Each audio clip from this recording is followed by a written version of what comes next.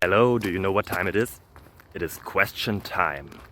So, I hope you enjoy the question and the answers. Stay tuned. Bye bye.